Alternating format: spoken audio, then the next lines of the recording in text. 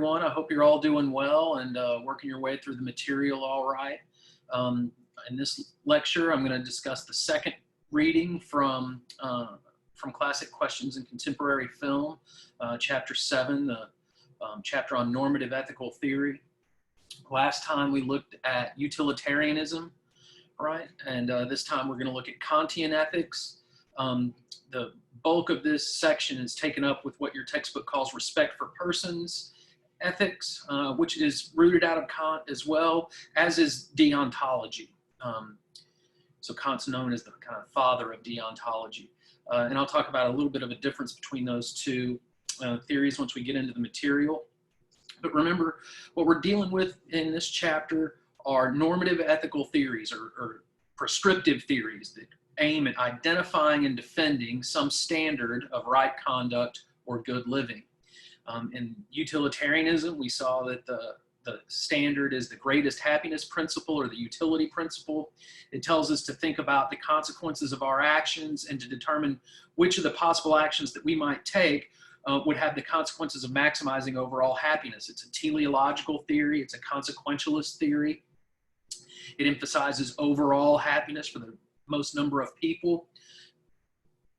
Kantian ethics is non-teleological. It's a non-consequentialist theory. So here, right conduct is not right because of what it produces, overall good or something like that.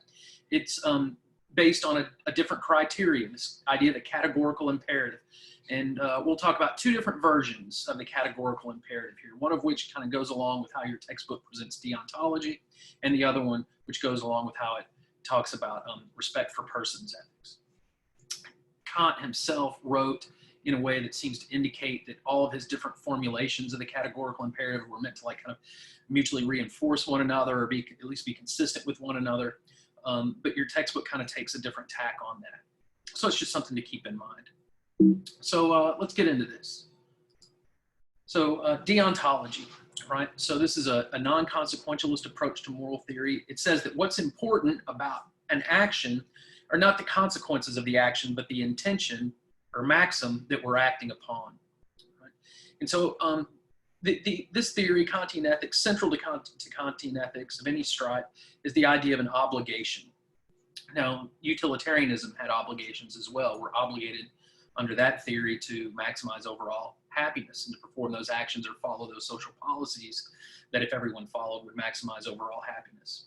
So that's, again, teleological and consequentialist. Deontology and respect for persons, neither of those are consequentialist or teleological theories. They base, so that's why I say here in the definitions, especially of deontology, that there are obligations, that this theory emphasizes the idea that there are obligations binding on all rational agents, regardless of the ends or purposes or goals that we are pursuing. And likewise, respect for persons ethics is a non-consequentialist theory, although it's non-absolutist. Your textbook talks about, and many people have interpreted Kant as offering a very rigorous moral theory that involves moral absolutes. So these are moral principles or judgments that should never be broken or never be overridden by any other moral norm or demand. And so this is the way your textbook splits these up, is that the one version of Kantianism that has absolutes is deontology. The non-absolutist version is the respect for persons tack. And so the respect for persons idea is the idea that we have obligations to refrain from using other autonomous or rational agents as mere means. And that's rooted in the second version of the categorical imperative. All right, so let's take a look at two different versions of the categorical imperative and the kind of moral tests that they give us, right? For determining right conduct. Right? So first here I have a little thought experiment. It's called Jameson and Reagan's chainsaw. Most of us are taught when we're young kids that what we all ought to do with regard to promises is always keep our promises, right? And so here's so it's kind of an absolute, at least stated that way. Keep your promises. That looks like an absolutist statement. Doesn't have any exceptions built into the rule or anything like that. And so here's a thought experiment that raises the question of promise breaking. So imagine you borrowed a chainsaw from a friend, promising to return it whenever he asks for it. Imagine he turns up at your door in a visibly drunken state, accompanied by a bound and gagged companion who has already been severely beaten and is in a state of terror. I'll have my chainsaw now, he intones. Ought you to return it under those circumstances? And so we can ask ourselves, well, what does the categorical imperative say we ought to do in this situation? You might also ask yourself, just according to you, what do you think ought to be done there, and what moral principle, if any, supports that decision about what to do, whether to break the promise and not return the chainsaw there. So again, keeping that idea in mind, let's turn to Kant here. And again, we're going to look at two different versions of the categorical imperative. The first one kind of goes along with deontology, and the second one goes along with respect for persons' ethics. And here I'm just kind of taking my point of departure from how your textbook discusses things. I kind of have some quibbles with it, but we don't have to get into all of that just to get the basic ideas down. So let's just take a look at these theories. And once again, I've pulled out a few kind of influential key passages from Kant's work, The Groundwork for the Metaphysics of Morals, where he talked about these ideas. So again, some key ideas to keep in mind here. How do we understand obligation according to deontologists? Deontology means the study of duties or obligations, right? Keep in mind it's a non-teleological theory. I'm going to talk about two different types of imperatives, but only the categorical imperative is the basis of morality, and then this idea of autonomy. Right? It's going to be important, especially for the second half of the lecture here. So here's the basic idea of the categorical imperative. It's an obligation binding on all rational beings, regardless of our aims, goals, or projects, even our collective goals. So it's non-teleological. Again. So here's the first formulation, often called the universal law formula of the categorical imperative. So Kant says, since the universality of a law according to which effects are produced constitutes what is properly called nature in the most general sense, that is the existence of things so far as they can be determined by general laws, the imperative of duty may be thus expressed thus: act as if the maxim of thy action were to become by thy will a universal law of nature. So again, this is a criteria that helps us answer the question, what ought I do? It's important to keep in mind that that I in the question, what ought I do, is not Chris Blakely with my particular wants, my particular desires or personal preferences or anything like that. Kant says that we have to clear moral reasoning of everything that's merely empirical, and that means everything that's merely, contingent or particular to me or just subjective, right? Remember, he's trying to identify an objective standard for morality. So that means it can't be based on personal considerations or cultural considerations, which are particular and contingent and change over time, right? So he says, act as if the maxim of thy action were to become by thy will a universal law of nature. So there's a couple of things in this that need to be noted. First is, what's a maxim? Well, a maxim is a subjective principle of action. So right now, I'm feeling a little thirsty, and you're about to see me take a drink of water. So according to Kant, every action enshrines some maxim, some principle for which we are acting. So when I am thirsty, I will take a drink of water. That's the maxim that was just underlying my action there. So a maxim, again, is just a subjective principle of volition or of action. We could talk about it just more plainly in the sense of what's your intention here? What are you acting for, and why are you doing? So then he says here, act as if thy maxim of thy action were to become by thy will a universal law of nature. So what Kant means by the will is the rational will. He distinguishes between our rational will and our rational agency and our inclinations, our bodily desires. And of course, for Kant, as it is the case with many philosophers, what's the real self is the rational universal self, right? So that's what he's driving at there by will. It's not act as you want everyone else to act. It's act on principles that can be willed as a universal law. And so that's the second part, a universal law of nature. Well, something can't be a universal and objective law of nature if it contains contradictions. So what Kant is really saying here is that I'm only supposed to act on maxims that can be rationally willed as a universal law of nature without contradiction. So that means when I universalize my maxim, if it generates any kind of contradiction or irrationality, then that's that tells me it's morally wrong to act on that action. It's a prohibition, or it's impermissible to act on that maxims. I should only act on maxims that can pass this test, right?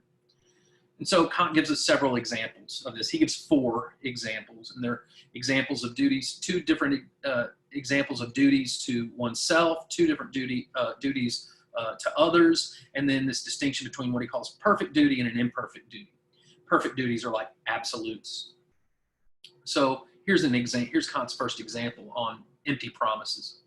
So he says, and so we're going to see him apply this first formulation of the categorical imperative here. So he says, another man finds himself forced by need to borrow money. He well knows that he will not be able to repay it, but he also sees that nothing will be loaned to him if he does not firmly promise to repay it at a certain time. He desires to make such a promise, but he has enough conscience to ask himself whether it is not improper and opposed to duty to relieve his distress in such a way. Now, assuming that he does decide to do so, the maxim of his action would be as follows. When I believe myself to be in need of money, I will borrow money and promise to repay it, although I know I shall never do so. So that's the maxim in this example. Now, this principle of self-love or of your own benefit may very well be compatible with your whole future welfare. So that looks like a utilitarian consideration there, right? But Kant's saying that's not what's important in morality. He says, but the question is whether it's right. He changes the pretension of self-love into a universal law, and then puts the question, how would it be if my maxim became a universal law? He immediately sees that it could never hold as a universal law of nature and be consistent with itself. Rather, it must necessarily contradict itself. For the universality of a law which says that anyone who believes himself to be in need could promise what he pleased with the intention of not fulfilling it would make the promise itself and the end to be accomplished by it impossible. No one would believe what is promised to him, but would only laugh at such assertion at its vain pretense. So note 2 things there.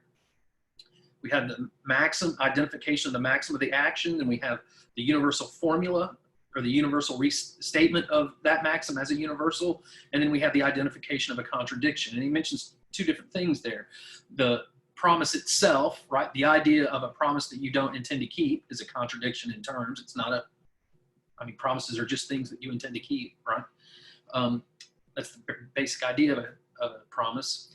And also, promise making for securing loans, right? So there's it would undermine the purpose of ever getting loans. If everybody made false promises all the time, no one would believe promises anymore, and promise making would cease to be a means that could actually work to guarantee a loan, right? Or to make a promise there.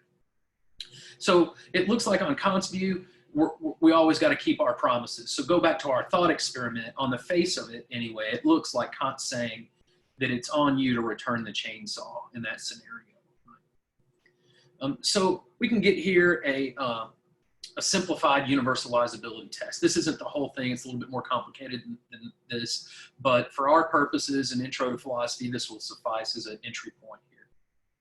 So first, identify the maxim of the action. And I have 2 examples of ways that you might put that. In order to blank, I will blank. So in my example earlier, in order to quench my thirst, I will take a drink of water, or I will take a drink of water in order to quench my thirst, right?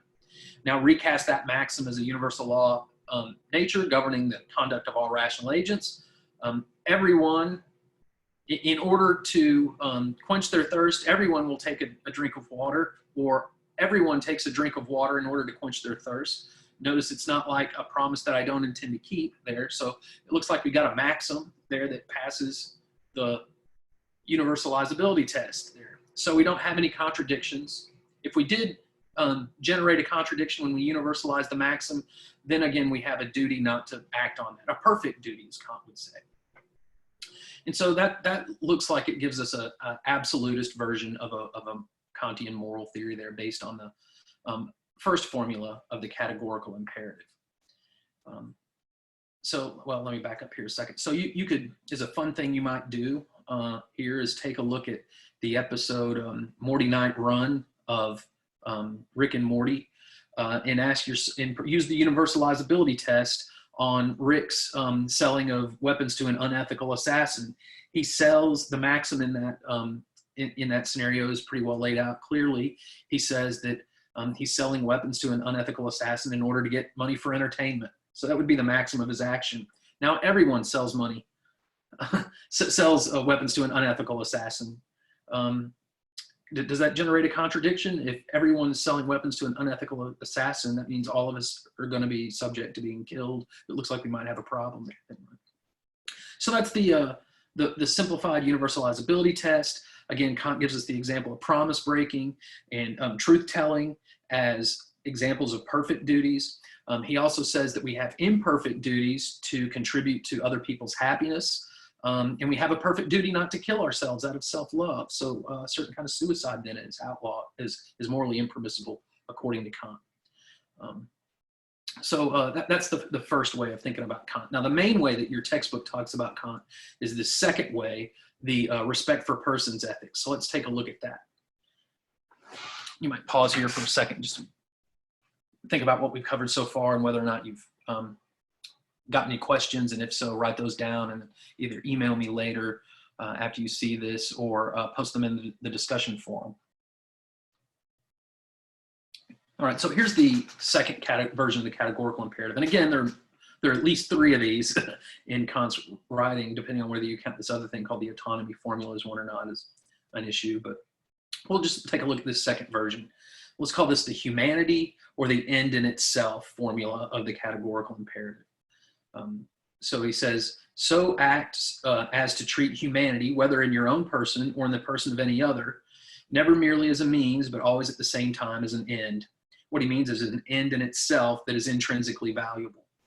So in Kant's view, it's not pleasure that's intrinsically valuable and pain that's intrinsically bad, like it was in utilitarianism. Notice he hadn't talked about happiness or pleasure or pain at all. He's just talking about whether we can universalize a maxim, and here he's talking about whether we're using someone as a mere means or not. So by humanity in this formula, Kant doesn't really mean just members of the Homo sapiens species. He's not talking about humanity in a biological sense. He's talking about it in a metaphysical sense. And what he means by that is rational personhood. Human beings, in fact, Kant thought what distinguished human beings from all the other living things is our capacity for reason, right? So again, we have obligations that are binding on all rational agents, and we have obligations to rational agents. Here, it's pretty clear what my obligation is. I'm required to refrain from using another rational agent as a mere means. So he says, again, treat humanity, what he means by that is rational agents, whether in your own person or that in any other, never simply as a means, but always at the same time as an end.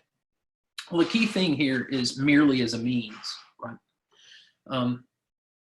So to use someone as a mere means would involve that in principle they didn't have an opportunity to consent or really give informed consent to the plan that I'm involving them in. So the basic idea here is don't use rational agents, don't use people, right? But there's a way in which you and I are both using each other right now. You're using me to get information and at college towards a college degree, and I'm using you to get a paycheck, right? At least in some ways there. But notice that that's something we agreed to do, right? First of all, so it's not like we were forced into it. We had an opportunity to decide whether or not to go to college, and I had an opportunity to decide whether or not I wanted to take the job, right? So that's a key element in this. So it's not that you can't do things with other people, right? Or get a benefit from acting with another person. It means that you can't use them as a mere means, right? So we'll come back to a pretty clear example of using someone as a mere means here in just a second. So here's a little bit more to fill out that second formula, the categorical imperative. He says non-rational, so think animals or things, right, have only a relative value as means, and they're therefore called things. So that's just instrumental value, right? Rational beings, on the contrary, are called persons because their very nature points them out as ends in themselves, that is, as something which must not be used merely as a means, and so far, therefore, restricts freedom of action and is the object of respect. These, therefore, are not merely subjective ends whose existence has a whole worth for us as an effect of our action, but as objective ends, that is, things whose existence is an end in itself, an end, moreover, for which no other can be substituted. So I mentioned two kinds of imperatives earlier. One of them is a hypothetical imperative, but it's conditional. It's if I want to achieve some end, then I will perform some means. I'll take certain means to achieve that end. So if I want to clean my white sheets, but I want to keep my white sheets white, I will necessarily refrain from washing them with things in color in them. But if I want to make pink sheets or red sheets, I'm going to throw a red sweater in there with them, right? So again, that's based on just me wanting to achieve a particular end. That's hypothetical imperatives. Kant doesn't deny that there are hypothetical imperatives. It's just that oftentimes they conflict with duty in a moral sense. So that's what we really have to watch out for in Kant's view, is that morality, duty, often requires us to do things other than what we might happen to have an inclination to do or desire to do. Notice nowhere is he talked about morality being based on our desires. It's about being based on our rational will here in our respect for intrinsically valued rational agents. So another key thing in this passage is he mentions restrictions on freedom, right? And we're always worried about a liberty limiting principle. In utilitarianism, we saw that that was the harm principle. In respect for persons ethics and Kantian ethics, the categorical imperative performs both roles. It tells us what we can do, but also what we ought not do, and therefore tells us what are justifiable restrictions on our individual freedom.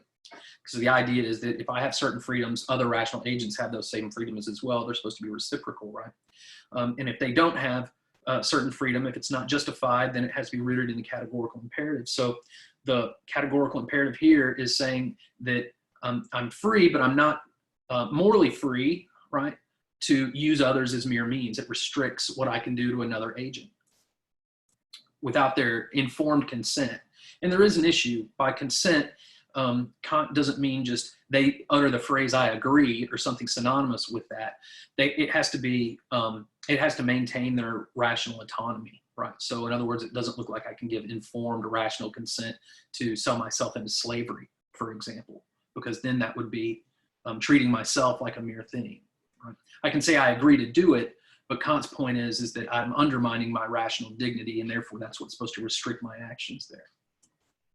So your textbook puts the normative standard for respect for persons slightly differently, but here it is. And they use the example of Horton hears a who, so the who's are little rational agents, right? They're not recognized as such by everybody, but then Horton is worried about them. Right?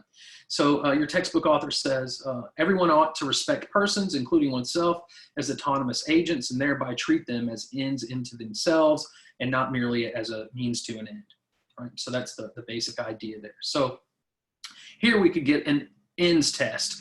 Does the maxim that I'm acting on, does it use anyone as a mere means? And if it does, then it's morally impermissible to act on that maxim. So you get the formula here. And again, I want to encourage you to be sure and take a hard look at how the textbook uses Horton here's a who to illustrate that. That'll give you a basic plan for how you need to think in order to do your short answer assignments for this chapter.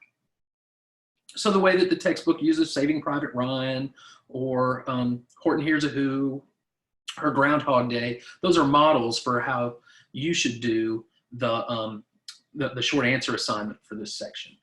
All right, so there's a little bit of a Horton here's a who.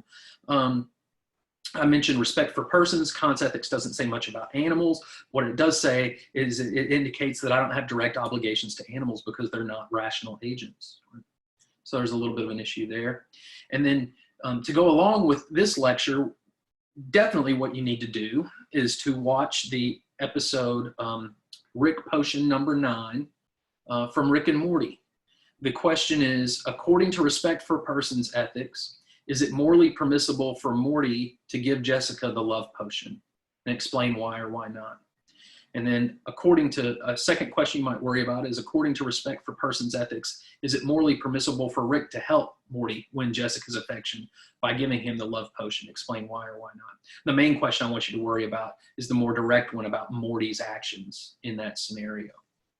So that's a good piece of pop culture to worry about there with regard to Rick and Morty and Kantian ethics. So the distinction that your textbook makes here is that deontology looks moral absolutist and respect for persons looks non-absolutist. My one little quibble there is that it looks like I'm, supposed to at least be absolutist in the sense that I'm not treating others as mere means or myself, right? So a little bit of a quibble there. And on the other side, I also think that Kant says some things where his idea of a perfect duty has some wiggle room in it as well. He says that if we were in a world where everyone had good intentions, everyone would have an absolute obligation to keep their promises and always tell the truth. But we don't live in a world where everyone has good intentions, and some people want to use my honesty or promise keeping as mere means. So it looks like maybe there's some wiggle room around a absolutist interpretation of Kant in regard to deontology there. All right, so that's a little bit on deontology and respect for persons, both rooted in the categorical imperative. Again, that's the idea of an obligation binding on everyone, right? All rational agents, right? So again, contrast that standard for moral consideration with that in utilitarianism. It's not about being a sentient being in Kantian ethics, it's about being a rational being. So if I was rational, but couldn't experience pleasure or pain for some bizarre physiological reason, people would still have obligations to me and I'd still have obligations to them. All right, so then let's just wrap up a little bit there with some criticisms of deontology. So again, some people have taken the absolutist interpretation of Kant to be a good reason to reject that. They want to say that, look, even though that there are very rigorous moral norms, that they can be overridden by other moral norms in different circumstances. We have the problem of conflicting duties, moral dilemmas. That looks like a contradiction, right? It's true that I ought do X, and that it's true I ought not do X. That looks like a logical contradiction. That could pose a problem for deontology.